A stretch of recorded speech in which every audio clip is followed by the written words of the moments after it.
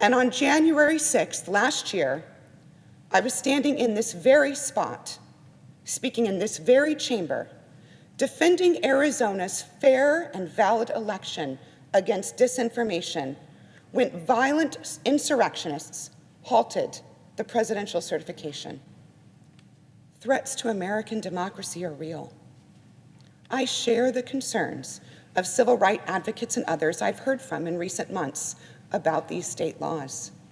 I strongly support those efforts to contest these laws in court and to invest significant resources into these states to better organize and stop efforts to restrict access at the ballot box. And I strongly support and will continue to vote for legislative responses to address these state laws, including the Freedom to Vote Act and the John Lewis Voting Rights Advancement Act that the Senate is currently considering. I support these bills because they strengthen Americans' access to the ballot box, and they better ensure that Americans' votes are counted fairly.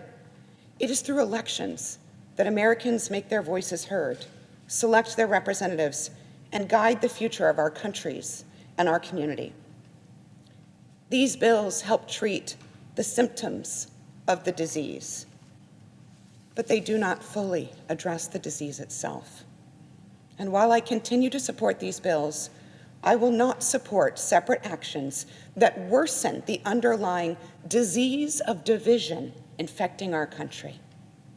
The debate over the Senate's 60-vote threshold shines a light on our broader challenges. There's no need for me to restate my long-standing support for the 60-vote threshold to pass legislation. There's no need for me to restate its role protecting our country from wild reversals in federal policy. It is a view I've held during my years serving in both the U.S. House and the Senate, and it is the view I continue to hold. It is the belief that I have shared many times in public settings and in private settings. Now, I say this with as much certainty as I've ever said anything. No one has ever failed to meet the moment as spectacularly as Kyrsten Sinema just did. Here, the Arizona Democrat and defender of arcane Senate procedural tools announces that she won't support any changes to the filibuster because even though Republicans are divisively subverting democracy, we couldn't possibly do anything about it because that would be divisive. I mean, honestly, watching as voting rights get stripped away while simultaneously empowering an authoritarian party, all to protect some imaginary bureaucratic ritual, is the absolute peak of losing the forest through the trees. She literally even outlines the importance of passing voting rights reforms. She acknowledges the threats to our very democracy, including the events of January 6th, before undermining herself and then claiming that her desire to protect the filibuster is still more important than those voting rights reforms. As if the filibuster is what our legislators are there to defend. The institutions of the government instead of the people who that government's supposed to serve. It is truly baffling how Sinema fashions herself this savior of democracy who transcends party politics while almost unilaterally hastening the demise of it.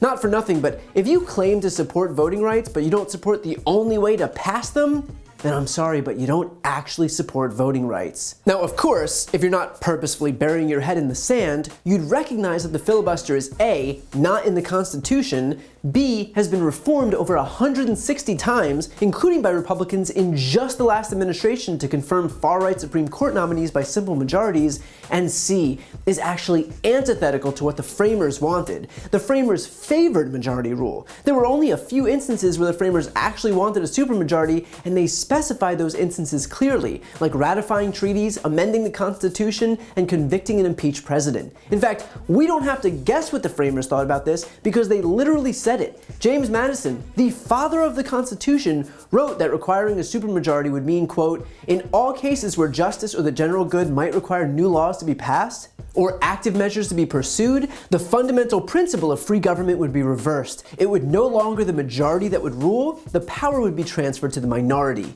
Alexander Hamilton wrote that if, quote, a pertinacious minority can control the opinion of a majority, the result would be tedious delays, continual negotiation and intrigue, contemptible compromises of the public good. So I don't know what Kyrsten Sinema thinks she's defending, but it's not the system of government that the framers created. In fact, she herself voted for an exception to the filibuster to raise the debt ceiling just last month. No grandiose proclamations on the Senate floor, no patronizing remarks about the framers. It's almost like, and bear with me here, She doesn't actually stand for anything. And if you needed more hypocrisy, you don't, but you'll get it anyway, while Sinema lectures about how, quote, there's no need for me to restate my long-standing support for the 60-vote threshold to pass legislation, here she is in 2010. So what does that mean? Well, in the Senate, we no longer have 60 votes.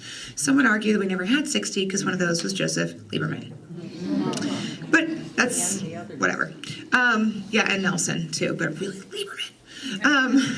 So now there's, I think as the president so eloquently said on Wednesday, there's none of this pressure, this false pressure to get to 60. So what that means is that the Democrats can stop kowtowing to Joe Lieberman and instead seek other avenues to move forward with health reform. And so it's likely that the Senate will move forward with a process called reconciliation, which takes only 51 votes. And by the way, is not unusual. You may recall that before the Democrats took the Senate in 2008, that the Republicans controlled the Senate for quite some time. In fact, since around 1994. They never had 60 votes, and they managed to do a lot of really bad things during that time. So the reconciliation process is still quite available, and we will use it for good rather than for evil.